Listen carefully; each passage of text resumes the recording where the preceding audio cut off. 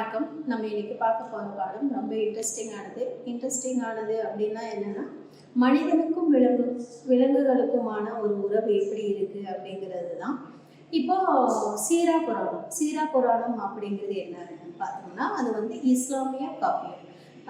இஸ்லாமியர்களின் வாழ்வியலை எப்படி நம்ம கடைபிடிக்கணும், சக மனிதன் நேசிக்கணும் அப்படிங்கிறத பற்றின இலக்கிய செய்திகள் தான் சீரா. இந்த பகுதியில் உடும்பு பேசிய படம்னு தான் நமக்குரிய பாடப்பகுதியாக இருக்குது. இந்த உடும்பு எப்படி மனிதனிடம் பேசிச்சு அப்படின்றது தான். இந்த மனிதனிடம் பேசியது அப்படிங்கிறத விட மனிதனுக்கும் இறைவனுக்குமான ஒரு பிணைப்பை எப்படி விலங்குகள் ஏற்படுத்துது அப்படிங்கிறத நம்ம தெரிஞ்சுக்கலாம். இப்போ அப்படி பார்த்தோம்னா நிறைய விலங்குகள் கூட இந்த நபிகள் பேசியிருக்காரு அப்படின்றத நம்ம சீரா புராணத்தில் பார்க்குறோம்.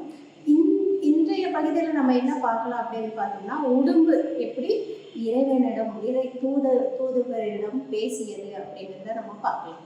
முதல்ல வந்து முகமது நபிகள் வந்து மக்கா நகர்ல இருந்து அவர் எப்படி வருகை தராரு அப்படிங்கிறது தான் முதல் பகுதி. அதாவது முகமது நபிகளின் வருகை.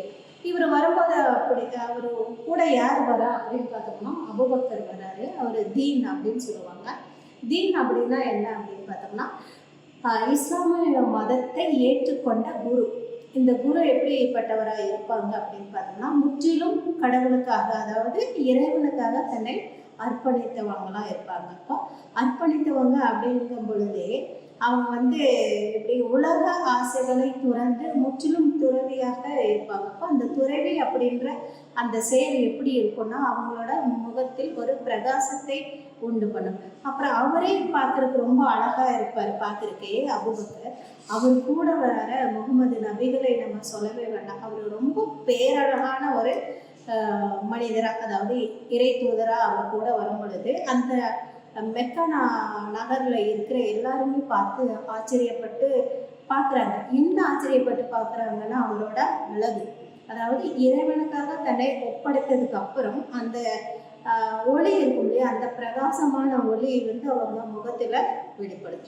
அந்த முகத்தில் வெளிப்படுற அந்த ஒளியானது மற்றவங்களுக்கு தானும் மதத்தை ஏற்றுக்கொண்டு, அதாவது இறைவனை ஏற்றுக்கொண்டு அவர் வழியில் பின்பற்றி நடக்க வேண்டும் அப்படிங்கிறத ஒவ்வொரு செயலையுமா உணர்த்துவதாக அவரோட வருகை உணர்த்ததா அந்த பகுதி சொல்லுது. அப்போ இவங்க 2 பேர் வராங்க. இவங்க கூட சில இறை தூதர்களும் வராங்க, அதாவது இஸ்லாம் மதத்தை ஏற்றுக்கொண்டவங்களும் வராங்க. அந்த மெக்கா நகர்ல இருந்து கொஞ்சம் வெளியில் ஓய்வெடுக்கிறதுக்காக ஒரு மலை பகுதி பார்த்து போகிறாங்க.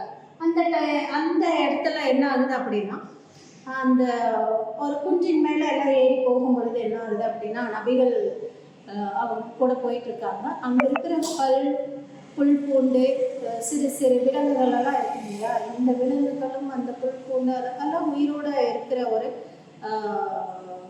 ஜீவராசிகள். இவங்கெல்லாம் என்ன பண்ணுறாங்கன்னா, நபிகளை பார்த்து அப்படியே வியந்து போய் பார்க்குறாங்க. இந்த உலகத்தில் இவ்வளோ அழகான ஒரு மனிதன் இருக்க முடியுமா அப்படின்றத பார்க்குறாங்க. அந்த இயற்கையில் அவரோட படைப்பு, இறைவனோட படைப்பு இவ்வளோ அழகாக இருக்கும் அப்படின்றத இவ்வளோ நாள் வரையும் அந்த உயிருள்ள ஜீவன்கள் பார்க்கவே இல்லை அப்படின்ற மாதிரி வியந்து போய் நபிகள் நாயகத்தை பார்க்குது. அது கூடவே அபூபக்கரும் வராது இல்லையா, அவரையும் பார்க்குறாங்க. இவங்களோட முகத்தில் இவ்வளோ பிரகாசமான ஒளி எங்கிருந்து வரும் அப்படின்னு வியந்து பார்த்துட்டு இருக்காங்க. இப்போ இவங்க கூடயே நம்ம வந்து இருக்கலாம் அப்படின்ற ஒரு எண்ணம் அந்த இயற்கைக்கு தோன்றுது. அப்படி இருக்கும் பொழுதுதான் அந்த மலைக்குண்டு மேலே உட்காந்து வந்து இறைப்பணி செய்வதற்காக என்னென்னலாம் பணி மேற்கொள்ளலாம் அப்படின்றத உரையாடிட்டு இருக்காங்க. இந்த உரையாடல் இடத்துல தான் இந்த இயற்கையெல்லாம் வளர்ந்து இல்லையா. அதுக்கப்புறம் என்ன ஆகுது அப்படின்னு பார்த்தோம்னா, அந்த மலை மேலே உட்காந்துட்டு இருக்காங்க. கொஞ்சம் தூரத்தில் பார்த்தோம்னா ஒரு சிறிய வேடன். அந்த வேடன் என்ன பண்ணுறா அப்படின்னு பார்த்தோம்னா, காலையிலேருந்து சாயந்தரம் வரைக்கும் உணவு தேடி தேடி அவன் வந்து களைச்சு போய் இருக்கா. இந்த களைச்சு போய் இருக்கிறதுனால அவனுக்கு ஒரு விலங்குகளும் ஒரு சிறு விலங்குகளுமே கிடைக்கல. அந்த சிறு விலங்குகளுமே கிடைக்கலன்னா எல்லா பக்கம் தேடி தேடி போகலாம். கடைசியில் என்ன ஆகுது அப்படின்னு பார்த்தோம்னா, ஒரு சிறிய உடும்பு என்ன ஆகுது அப்படின்னா, ஒரு மலை பாறையின் சந்துக்குள்ள போறத இவன் பார்த்தார். பார்த்துட்டு கடைசியில் என்ன பண்றான் அப்படின்னா, அந்த உடும்பை போய் பிடிக்கிறதுக்கான வேலைகளில் ஈடுபடுறான். அவன் கொண்டு போன வலைகள்ல அது சிக்கலை. அந்த வலைகளில் தாண்டி என்ன பண்றான் அப்படின்னு பார்த்தோம்னா, கல்லெல்லாம் எடுத்து அடிச்சுட்டு அதை எப்படியோ போய் கையில் பிடிச்சிட்டு வரக்காக முற்படும் பொழுது எப்படியோ கஷ்டப்பட்டு அந்த உடும்பை பிடிச்சிருக்கான். பிடிச்சதுக்கப்புறம் அடுத்த பகுதியில் அந்த உடும்பு என்ன பண்ணுச்சு அப்படின்றத நம்ம பார்க்கலாம்.